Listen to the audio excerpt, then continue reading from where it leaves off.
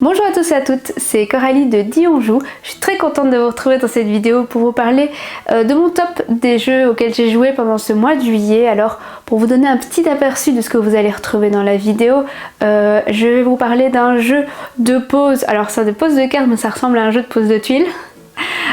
Ensuite je vais vous parler d'un roll and write et enfin je finirai par un jeu familial qui a beaucoup fait parler de lui ces derniers temps. C'est parti! Je vais vous parler d'un jeu, donc c'est le numéro 3 de cette sélection. C'est un jeu d'un auteur que j'adore, vous le savez déjà, c'est un jeu de Reiner Knizia qui va seulement sortir. Ce jeu c'est San Francisco. Participez au redéveloppement de la ville de San Francisco en récupérant des plans pour chaque quartier de la ville, en érigeant des buildings et en développant votre réseau de tramway. À votre tour, soit vous piochez une carte et vous la placez dans une des 3 colonnes au centre de la table, soit vous prenez toutes les cartes d'une colonne et vous les placez chacune sur la rangée de la couleur correspondante de votre plateau personnel. Mais attention, récupérer des cartes signifie prendre un contrat. Et dès que vous avez un contrat, vous ne pouvez plus prendre des cartes comme vous le voulez. Il faudra toujours avoir moins de contrats que le nombre de cartes que vous voulez prendre. Par exemple, si vous avez 2 contrats, vous êtes obligé d'attendre qu'il y ait au moins une colonne avec 3 cartes pour les prendre. Ces contrats pourront bien entendu être défaussés à différents moments de la partie.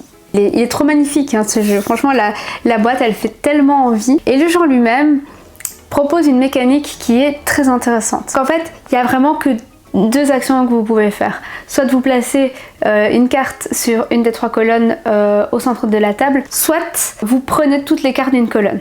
Ok, facile, et puis vous les placez en fonction de la couleur sur la zone la plus à gauche de votre plateau. Facile, n'est-ce pas? Quel est l'intérêt de ce jeu? Eh bien, l'intérêt c'est que quand vous allez prendre les cartes, peu importe le nombre de cartes que vous prenez, dans une colonne, vous allez avoir un contrat. Qu'est-ce que ça veut dire avoir un contrat? Qu'est-ce que ça a comme conséquence? Eh bien, la conséquence c'est que vous ne pouvez pas prendre moins de cartes au centre de la table que le nombre de contrats que vous avez. Au début, vous avez 0 contrat, donc vous pouvez prendre le nombre de cartes que vous voulez.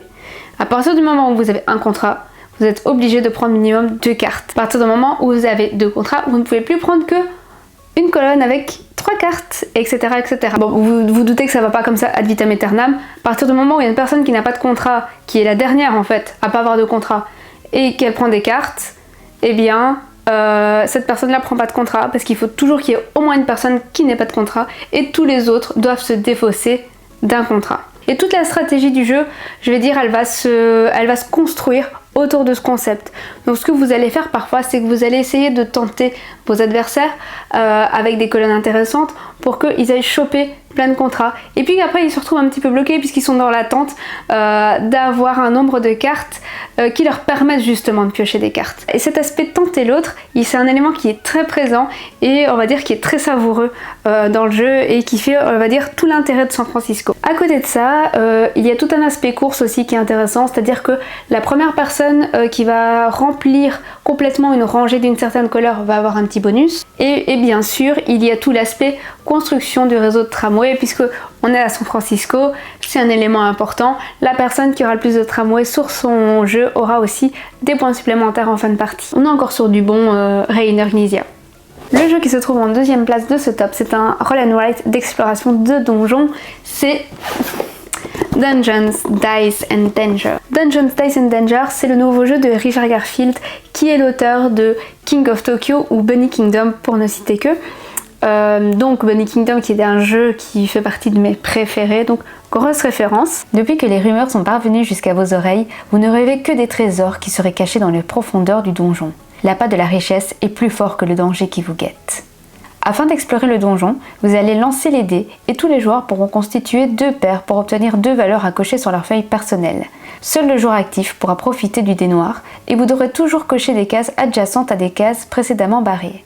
En chemin, vous allez récupérer des pierres précieuses, des trésors et surtout combattre les monstres qui veillent sur ces derniers. Le but c'est de battre les monstres qui peuplent le donjon et donc tous les monstres mais aussi le boss qui sera bien sûr plus difficile à battre et au fur et à mesure de l'exploration de collecter des diamants et autres trésors selon la feuille.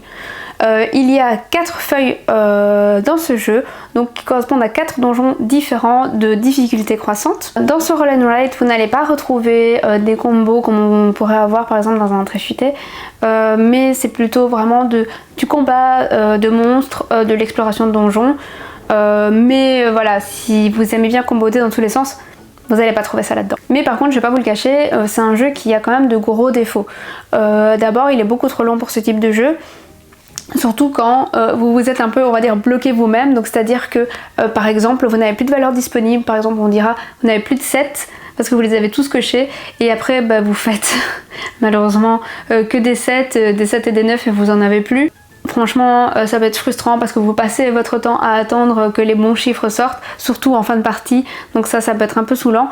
Ça demande du coup de la stratégie, ça c'est sûr, de se laisser un certain panel de valeurs disponibles et de pas se fermer, mais bon, parfois voilà, on n'arrive pas à faire autrement et ça peut être un petit peu frustrant. Malgré ça, c'est une mécanique de jeu que j'ai beaucoup appréciée, même plus que Paper Dungeon, et je suis aussi très sensible à côté de ça aux illustrations. Il y a une attention dans ce jeu qui est donnée aux détails qui est assez incroyable. Franchement, visuellement, je le trouve vraiment très joli. Bravo à Kem Candle, l'illustrateur, parce que il y a un très beau travail, il y a beaucoup de soins dans l'illustration de ce jeu, vraiment.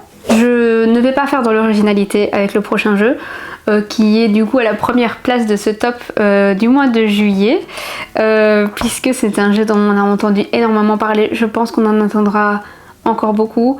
Ce jeu, il s'agit d'Acropolis. Dans Acropolis, vous devez construire la cité la plus harmonieuse en récupérant des tuiles. Chaque tuile a des quartiers de couleurs différentes qui ont chacun des contraintes de placement pour marquer des points. Les habitations bleues doivent être adjacentes les unes aux autres, les marchés jaunes doivent être isolés des autres marchés, les casernes rouges doivent se trouver en périphérie de la ville, les temples mauves quant à eux doivent être complètement entourés et les jardins verts n'ont aucune contrainte de placement. À votre tour, vous récupérez une tuile au centre de la table et vous l'ajoutez à votre cité. Si vous prenez la première tuile, elle ne vous coûte rien, mais les autres tuiles seront payantes et coûteront une pierre par tuile qui la précède. Les pierres sont gagnées en recouvrant des carrières de pierre. Mais tout cela ne vous servira à rien si vous n'avez pas d'étoiles. En fin de partie, vous gagnez des points en additionnant le nombre de quartiers d'une couleur multiplié par le nombre d'étoiles de cette couleur que vous possédez. Pourquoi est-ce que Acropolis rencontre un tel succès? Eh bien parce que c'est un jeu très fédérateur, c'est-à-dire qu'on peut y jouer avec absolument tout le monde. On peut jouer en famille, on peut jouer avec les enfants, mais on pourra aussi y jouer entre, on va dire, joueurs aguerris. C'est un jeu qui va concerner tout le monde, qui va plaire à beaucoup de gens, qui va parler à beaucoup de gens, et par sa simplicité des règles, qui va permettre vraiment à tout le monde de venir autour de la table pour y jouer. Un autre point en sa faveur, c'est que les parties s'enchaînent très vite et qu'on a vraiment, et qu'il est addictif et qu'on a envie d'y rejouer pour battre les autres, pour battre son propre score encore et encore et encore. Cette mécanique de tuiles, elle est vraiment, je vais pas dire que le jeu est révolutionnaire, pas du tout, mais franchement les sensations de jeu, elles sont très bonnes. Les premières parties, on va surtout regarder ce qui nous intéresse nous, après on va aussi regarder à prendre les tuiles qui intéresseraient trop les autres et à adapter notre stratégie en fonction de ça. Je pense que pour toutes ces raisons, il a de fortes chances, à mon avis, de se retrouver dans la sélection de Cannes l'année prochaine. Donc des jeux qui sont dans la sélection pour l'As d'Or. Je pense que moi personnellement, je le vois bien dans la sélection de Cannes l'année prochaine. J'espère que la vidéo vous a plu. S'il y a des jeux qui vous tentent parmi ceux dont j'ai parlé dans la vidéo, n'hésitez pas à me le dire en commentaire, ou s'il y a des jeux auxquels vous avez déjà joué, dites-moi si vous les avez aimés ou non. Et puis comme d'habitude, si la vidéo vous a plu, likez, parlez-en autour de vous, abonnez-vous aussi, et moi je vous dis à très vite pour une prochaine vidéo. Salut!